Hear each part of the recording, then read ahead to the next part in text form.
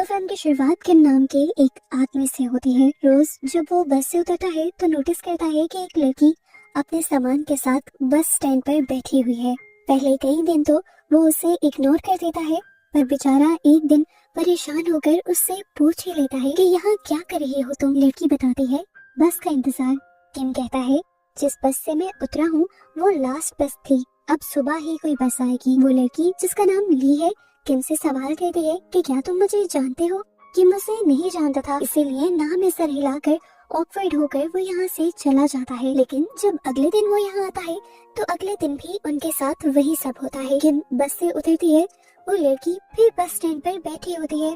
बस चेंज ये था कि आज बारिश भी हो रही थी। किम को उस लड़की पर तरस आ जाता है और वो इस लड़की से कहता है कि यहाँ रुकना तुम्हारे लिए ठीक नहीं, मेरा घर पास में ही है, चाहो तो वहाँ रात गुजार सकती हो। लड़की मान जाती है और किम उसे लेकर अपने घर चला आता है। सीन कट होकर हमें एक नर्स को दिखाया जाता है जो रात में आईसीयू में ड्यूटी दे रही थी। इसी टाइम पर एक अजीब सा आदमी आईसीयू में आने की कोशिश करता है। नर्स ने जब उसे अंदर जाने से मना किया तो उसने बताया कि वो असल में मुर्दा घर जाना चाहता है, यानी उस जगह जाना चाहता है जहाँ पर हॉस्पिटल वाले मरने के बाद लाशों को फ्रीज करते हैं। नर्स उसकी बात का जवाब देती उससे पहले ही एक पेशेंट की तबीयत बिगड़ जाती है और सिचुएशन हैंडल कर जब वो वापस आती है तो देखती है कि वो आदमी वहाँ से जा चुका था। जिसके बाद सीन में हम एक लाइट शॉप को देखते हैं जिसका ऑनर है जंग। जंग से एक कंफ्यूज सा आदमी लाइट लेने आता है। जंग उसे लाइट तो दे देता है, पर अजीब चीज ये लगती है कि जंग उसके कुछ भी बताए बगैर उस आदमी की सारी इंफॉर्मेशन अपने डेटा रजिस्टर में लिख लेता है और तभी उसे शॉप में वही हॉस्पिटल वाला आदमी आ जाता है। जंग उससे पूछता है, मैं आपकी क्या मदद कर सकता हूँ, पर वो आदमी कुछ भी बोले बगैर कंफ्यूजन में ही वहाँ से चला जाता है। अब सीन कट होकर हमें एक स्कूल का सीन दिखाया जाता है जहाँ पर ग्राउंड में एक लड़की एक क्लास पे नजर रखे हुए थी। देखने को मिला कि वहाँ पर हाइजू नाम की एक लड़की बैठी हुई थी। हाइजू भी उसे नोटिस कर लेती है और ऊपर से ही हाई करती है। एक अजीब चीज हम यहाँ पर ये नोटिस करते हैं कि हाइजू को और दूसरी लड़की को यहाँ पर ये सब लोग इस तरह इग्नोर कर रहे थे जैसे वो उन्हें देख नहीं पा रहे हों। हमें दोबारा लाइट शॉप का सीन दिखाया जाता है जहाँ जंग के पास एक आदमी आता है। इस आदमी के आते ही जंग का चश्मा बर्फ में बदलने लगा था। वो आदमी जंग से पूछता है, क्या तुमने एक डॉग देखा है? असल में एक डॉग मुझे बहुत परेशान करता है और मेरे घर के आगे आकर बहुत ज्यादा भौंकता है। जंग उसे मना कर देता है कि मैंने अभी तक किसी डॉग को नहीं देखा, और ये कहते हुए उसने चश्मा उतार दिया था और उसके चश्मा उतारते ही वो आदमी भी वहाँ से चला गया। यहाँ हमें हाइजू के स्कूल को दिखाया जाता है। हाइजू की सारी दोस्तें बातें कर रही थी कि स्कूल में बहुत सारी लड़कियों ने कुछ सोल्स को देखा है। हाइजू भी इन लड़कियों से बात करने की कोशिश कर रही थी, लेकिन बहुत ही अजीब तरीके से वो लड़कियां उसे इग्नोर कर रही थी। उसकी किसी बात का जवाब नहीं दे रही थी, यहाँ तक कि उसके बुलाने पर उसकी तरफ देख भी नहीं रही थी। इतने ही इधर लाइट शॉप के अंदर एक नई औरत आ जाती है जिसका नाम हमें हाईवॉन पता चलता है। वो खामोशी से इस पूरी शॉप को देखती रहती है और फिर एक लाइट को जब हाथ लगाने वाली होती है तो जंग उसे अजीब तरीके से मना करता है और कहता है कि तुम्हें ऐसा नहीं करना चाहिए। जंग का लहजा ऐसा था कि जैसे उस लाइट को टच करने पर वो औरत किसी को मारना चाह रही हो। खैर हाईवॉन यहाँ से चली जाती है और हम इसी रोड पर अब हाइजू को देखते हैं। रास्ते में बारिश हो रही थी, वो स्कूल से घर वापस जा रही थी। रास्ते में उसे डर लगने लगता है तो वो लाइट शॉप के अंदर आ जाती है और हमें पता चलता है कि जंग हाइजू को बहुत अच्छे से जानता था और वो उसके आने पर खुश भी होता है। जंग यहाँ पर हाइजू को एक कैंडी देता है और ये लोग बातें करना शुरू कर देते हैं। हाइजू बताती है कि वो बहुत ज्यादा डरी हुई है क्योंकि उसने सुना है कि आसपास बहुत सारे भूत रहते हैं। जंग उसे जवाब में कहता है, ये तो इतनी डरने की बात ही नहीं है। अब जंग उससे अजीब से सवाल पूछता है कि क्या तुम अपनी मॉम के साथ रहती हो? हाइजू जब हाँ में जवाब देती है तो जंग उसे एक शॉकिंग बात ये बताता है कि तुम्हें एक गॉड की तरफ से एक गिफ्ट मिला है, तुम भी सोल, स्पिरिट्स और घोस्ट को देख सकती हो। हाइजू एक्साइटेड होकर पूछती है कि अगर मुझे कभी कोई सोल या स्पिरिट दिख भी गई तो मैं किस तरह पहचानूंगी? जंग कहता है कि तुम्हें गौर से देखना होगा उन लोगों को, उनके अंदर कुछ ना कुछ एबनॉर्मल होगा। हाइजू सोच में पड़ जाती है और इधर हमें जंग का रिफ्लेक्शन नीचे मिरर में दिखाया जाता है। वो बिल्कुल बूढ़ा दिख रहा था, यानी जंग खुद भी एक भूत ही था। सीन कट होता है और हम दूसरी तरफ दोबारा देखते हैं किम को। किम अपने घर जाने के बाद नोटिस करता है कि ली के नाखून उल्टी तरफ लगे हुए थे। और इस चीज से वो बहुत ज्यादा डर जाता है और हम देखते हैं कि उसी टाइम ली उसके ऊपर हमला कर देती है। ली ने उसके साथ क्या किया ये तो नहीं दिखाया गया, लेकिन उसके बाद ली अपना टचिकेस लिए किम के घर से बाहर निकल रही थी और अब उसकी टचिकेस से खून टपक रहा था। हाय जो अब घर के लिए निकल चुकी थी वो भी ली को देख लेती है और ली को देखकर हाय बोलती है और हैरान होकर ली पीछे मुड़कर उसे देखती है। ली खुद हैरान थी कि हाइजू उसे कैसे देख सकती है, क्योंकि ली तो एक भूत थी। इसी टाइम पर हमें रोड पर यूजी नाम के एक और लड़के को भी दिखाया जाता है। वो भी जब स्कूल से वापस घर जा रहा था तो उसे बहुत ज्यादा डर लग रहा था। अपने डर को कम करने के लिए वो गाना गा रहा होता है और घर के अंदर सियोन नाम की लड़की उसके गाने से बहुत ही ज्यादा तंग पड़ रही होती है। वो अपना काम नहीं कर पा रही थी उसके गाने की वजह से। ऊपर से यहाँ पर लाइट भी चली गई और लाइट के जाते ही हमें उसके पीछे की शैडो में किसी और को उसके साथ दिखाया जाता है और इस बात से सियोन बिल्कुल अनजान थी। खैर अब वो लाइट को चेक करने जाती है तो पता चलता है कि मेन स्विच बंद नहीं था, लेकिन फिर भी लाइट नहीं आ रही थी और ऐसा सिर्फ उसी के घर में हो रहा था। वो इस चीज को भी ये सोचते हुए इग्नोर कर देती है कि ये घर बहुत पुराना है, कोई टेक्निकल खराबी होगी यहाँ पर। वो कमरे में आकर दोबारा लैपटॉप खोलकर अपना काम कंटिन्यू करती है तो यूजी की आवाज दोबारा उसे परेशान करती है और वो विंडो से ही यूजी को गाना बंद करने को कहती है। तभी यूजी भी उसके घर की विंडो की तरफ देखता है और उसे सियोन के पीछे कोई खड़ा हुआ दिखाई देता है, जिसकी वजह से वो डर कर यहाँ से भाग जाता है। यहाँ अब हमें हॉस्पिटल में नर्स को दिखाया जाता है। नर्स इस टाइम वॉशरूम में थी तो वॉशरूम की वेंटिलेशन से कोई निकल कर लटक कर उसे देखने लग जाता है।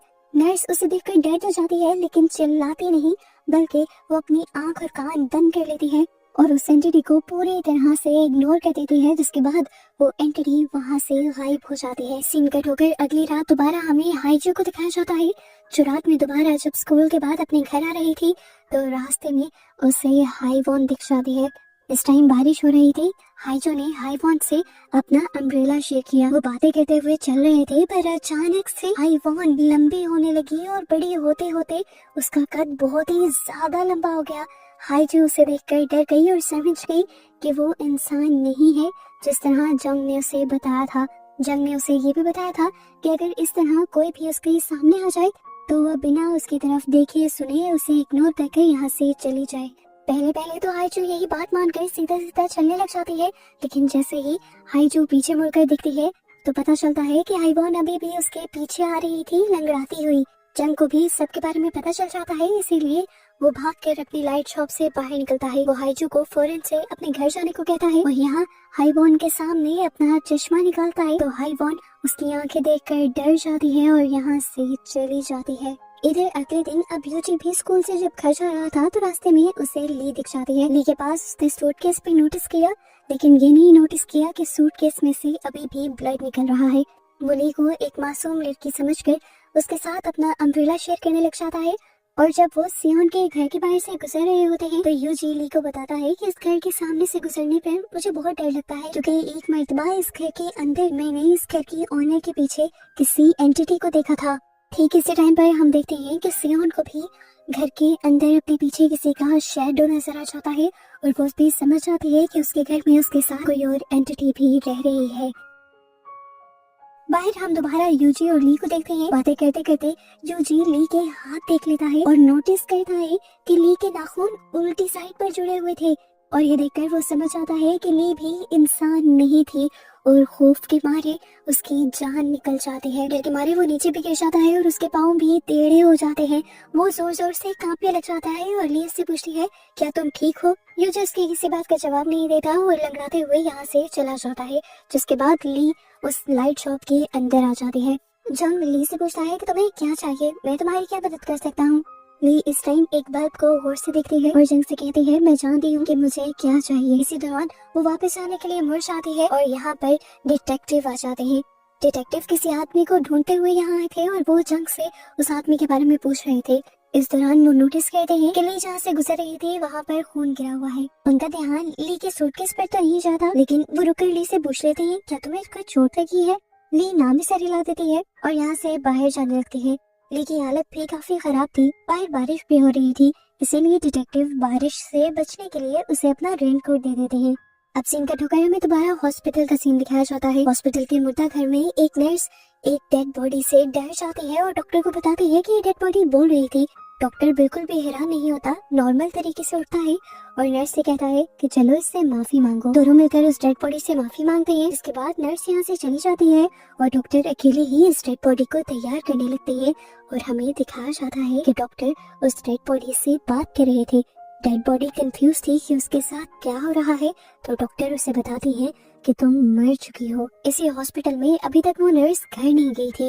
वो जब लिफ्ट में होती है अचानक से उसे एक बस ड्राइवर दिखाई देता है। वो बस ड्राइवर उसे देखकर रोने लग जाता है और उसके रोते ही उसकी आंखों के बजाय उसकी पूरी बॉडी में से पानी निकलने लगता है और ये पानी लिफ्ट में भर जाता है।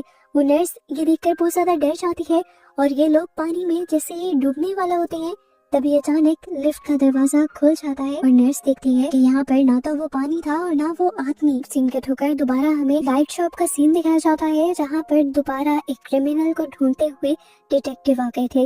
जंग अब डिटेक्टिव से उस आदमी के बारे में पूछने लग जाता है जिसे वो ढूंढ रहे हैं। जिस टाइम डिटेक्टिव उस आदमी के बारे में बता रहे थे हम नोटिस करते हैं कि डिटेक्टिव की आंखें बार बार बदलती जा रही थी। अगली सुबह हमें हॉस्पिटल का सीन दिखाया जाता है। नर्स दोबारा अपनी ड्यूटी पर आ जाती है और जब वो एक पेशेंट को लिफ्ट के जरिए एक दूसरे रूम में शिफ्ट कर रही होती है तब वो पेशेंट बताता है कि मुझे हॉस्पिटल में बहुत से ऐसे लोग नजर आते हैं जो बाकी किसी को नजर नहीं आते। नर्स उसे कुछ नहीं बोलती और कहती है कि मैं भी उन लोगों को देख सकती हूँ। ऐसा तब होता है जब हम मौत के मुंह में जाकर दोबारा से जिंदा होते हैं। वो बताती है कि मेरा भी एक ऐसा एक्सीडेंट हुआ था जिसके बाद मैं मौत के मुंह से वापस निकल कर आई थी और तब से मैं भी उन लोगों को देख सकती हूँ और अगर अब आप ऐसे किसी को देखें तो उसे इग्नोर कर दीजिएगा।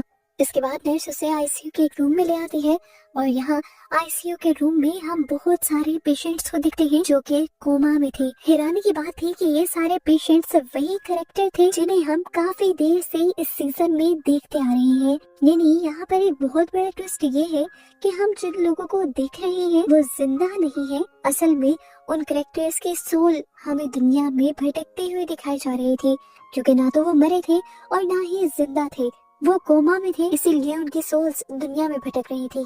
अब फाइनली हमें हाइजू को दिखाया जाता है।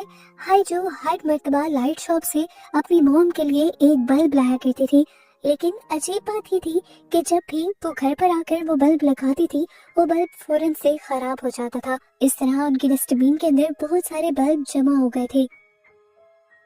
हाइजू की मॉम इस टाइम उदास होती है तो हाइजू उन्हें गले लगा देती है और इस टाइम एक बहुत ही अजीब चीज हाइजू फील करती है कि अचानक से उनकी मॉम के अंदर से बहुत से फूलों की खुशबू आने लगी थी। सीन कट होकर हमें असल दुनिया का सीन दिखाया जाता है।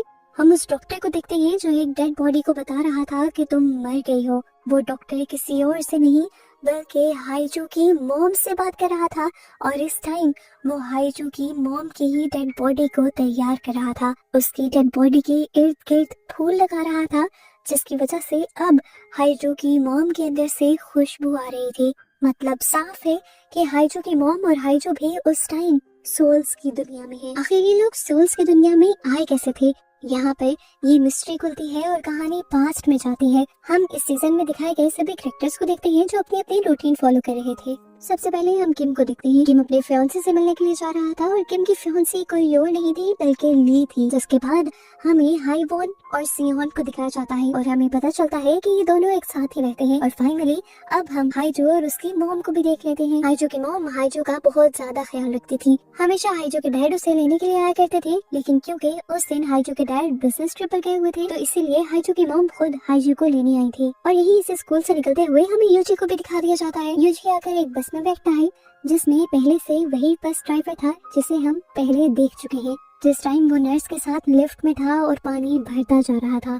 इस टाइम ड्राइवर नोटिस करता है कि बस की ब्रेक्स सही से काम नहीं कर रही, फिर भी वो इन्हें रिपेयर नहीं करता क्योंकि बस के निकलने का टाइम हो रहा था। और इस टाइम इस बस में सभी मेन कैरेक्टर्स भी थे। बस चल पड़ती है, बारिश हो रही थी, अचानक बस का बैलेंस बिगड़ता है, टायर पंचर हो जाता है, ब्रेक काम नहीं करती और बस जाकर ब्रिज तोड़ते हुए पानी में गिर जाती है। ली जो इस टाइम अगले टर्मिनल पर बस का वेट कर रही थी ताकि उसमें से किम निकले, वो ये एक्सीडेंट देखकर टूट जाती है। एकदम से सबकी जिंदगियां दांव पर लग जाती है। इमरजेंसी में सबको हॉस्पिटल आ जाता है और सबकी हालत बहुत ज्यादा खराब होती है। हमें पता चलता है कि हॉस्पिटल तक आते आते हाइजो की मॉम और हाइवॉन दोनों की ही मौत हो चुकी थी और बाकी सब भी बिल्कुल ठीक नहीं थे। बाकी सब भी कोमा में थे।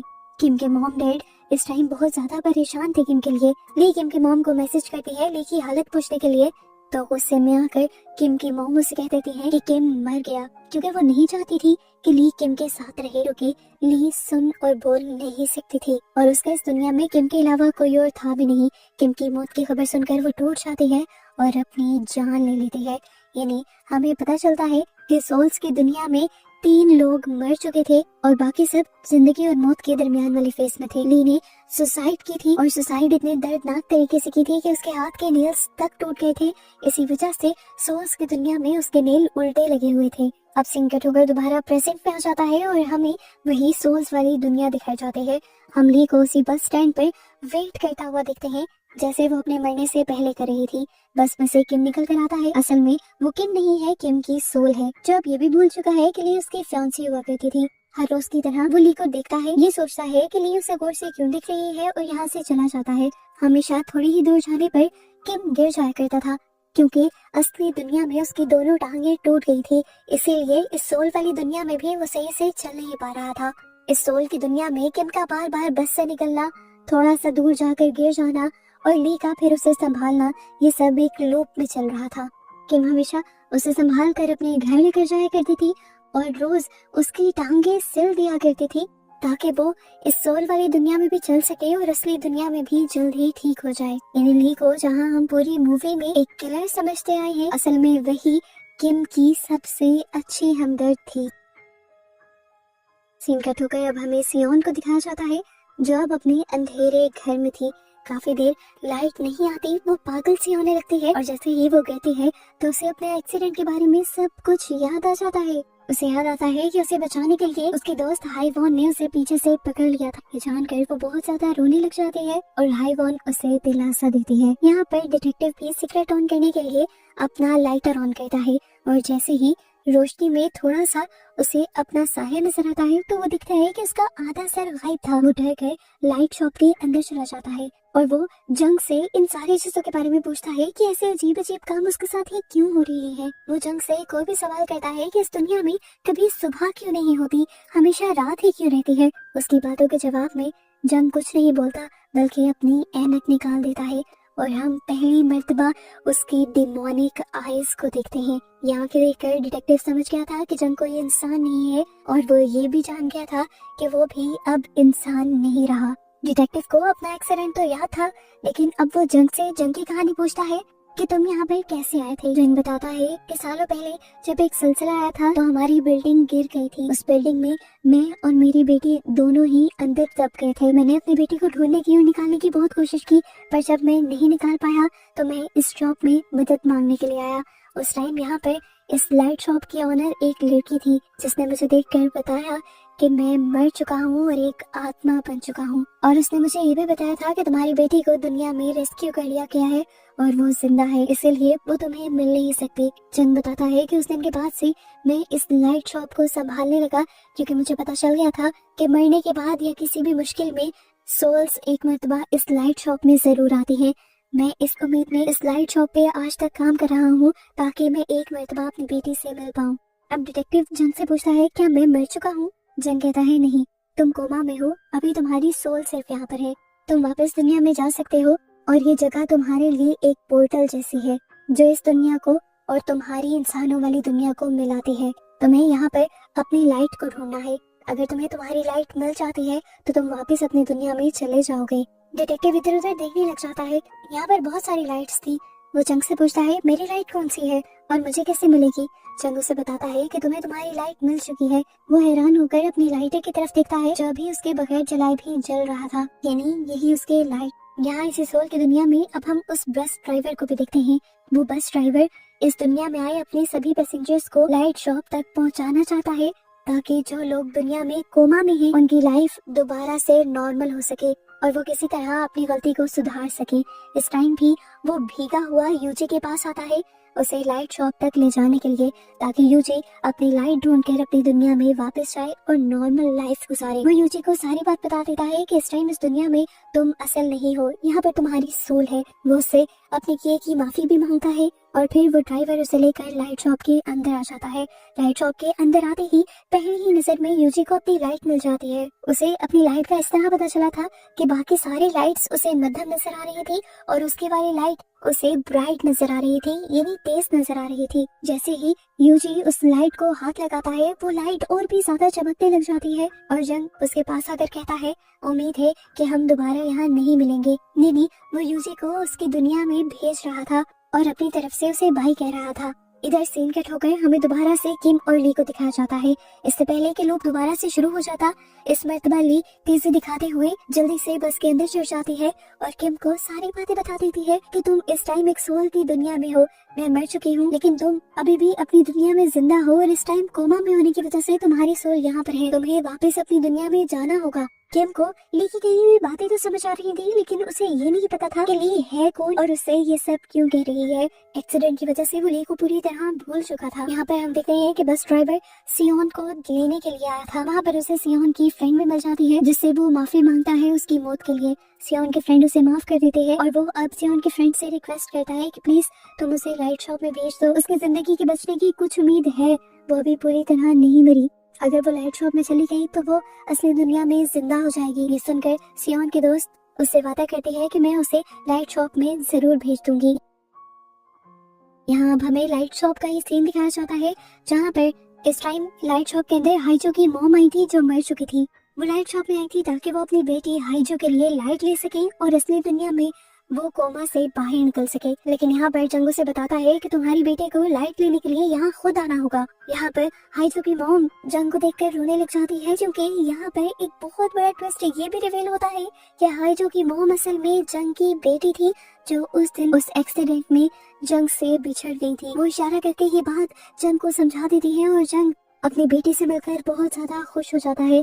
फाइनली उसके सालों की मेहनत रंग ले आई थी, उसका यहाँ पे इंतजार रंग ले आया था। वो अपनी बेटी को गले लगा लेता है।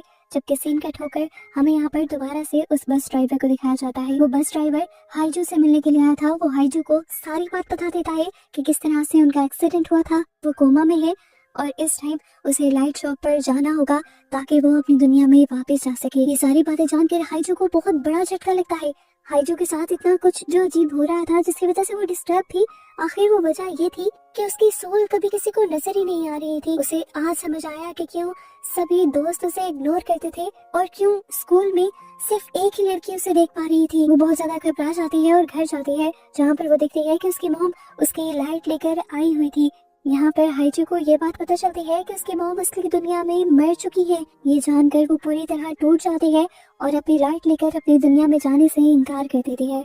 हाइजू अपने दोनों हाथ बांध चुकी थी, वो लाइट नहीं पकड़ती, लेकिन हाइजू की मॉम उसे गले लगाती है, प्यार करती है, बहुत सारा समझाती है और जबरदस्ती उसके हाथ में उसकी लाइट पकड़ा देती है। इधर सियोन के दोस्त ने भी सियोन को वादा कर करके लाइट शॉप भेज दिया था। लाइट शॉप में जाकर सियोन ने देखा कि उसकी लाइट बहुत ही मध्यम थी, यानी उसके जिंदा बचने के चांसेस बहुत कम थे।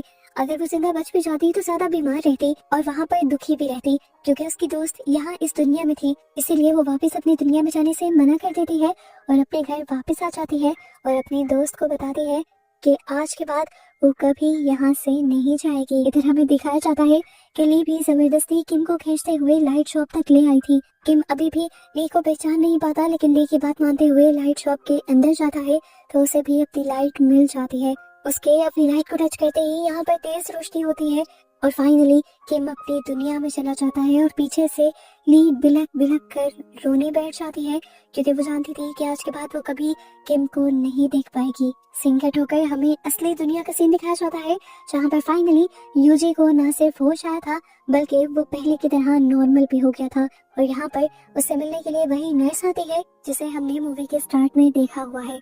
हाइजू भी कोमा से बाहर आ गई थी, लेकिन हाइजू को दूसरी दुनिया में हुआ सब कुछ आज तक याद था।